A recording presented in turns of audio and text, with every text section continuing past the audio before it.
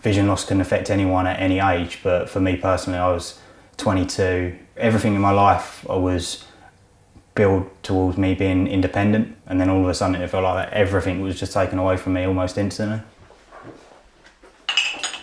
This happened to me at the start of 2013. I saw a neuro-ophthalmologist, and he said, I think this looks like a rare genetic condition called LHON. So over the next couple of months, I went through various different tests, had lumbar punctures, MRI scans, and each test ruled out whatever they were looking for.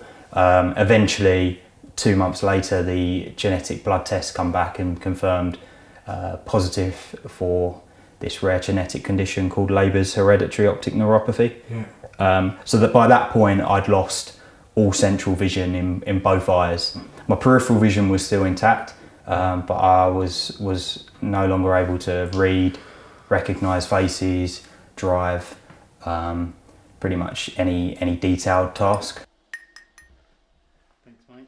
I mean, well, for any parent, it's traumatic when anything happens to one of your kids, and especially something that's sort of as life-changing as vision loss. Immediately post-diagnosis, it was a very difficult time for the whole family, really. It was quite a stressful place to be, living in this house.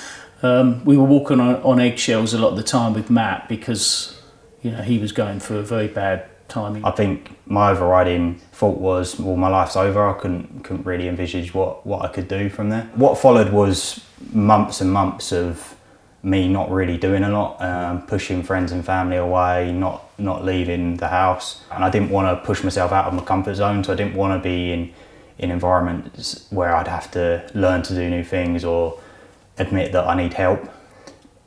The RLSB, as they were known at the time when I lost my sight, were probably the only organisation specifically dealing with young people within the area that I was in. And from there, I then met various other people with the same condition as me.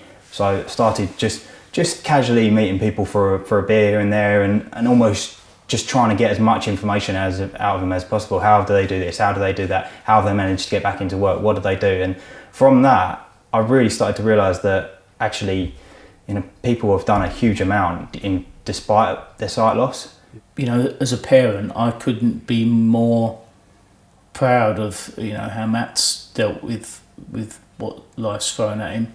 As those affected go through a period of isolation, I think parents do as well. I personally found it a very traumatic experience to go through, and I mean, I personally had some counselling to help me come to terms with what was happening with Matt.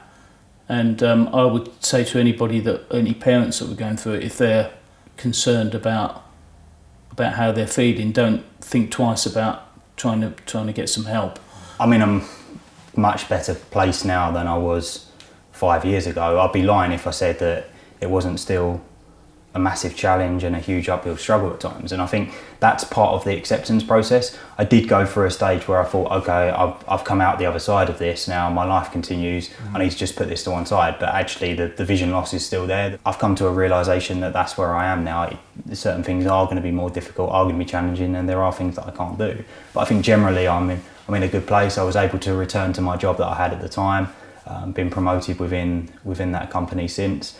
I've bought a house since, engaged, so yeah, things generally are really, really good. But that's, I think the way I look at it now is that it is a part of me and I'm comfortable with that, but it's not, it doesn't define who I am.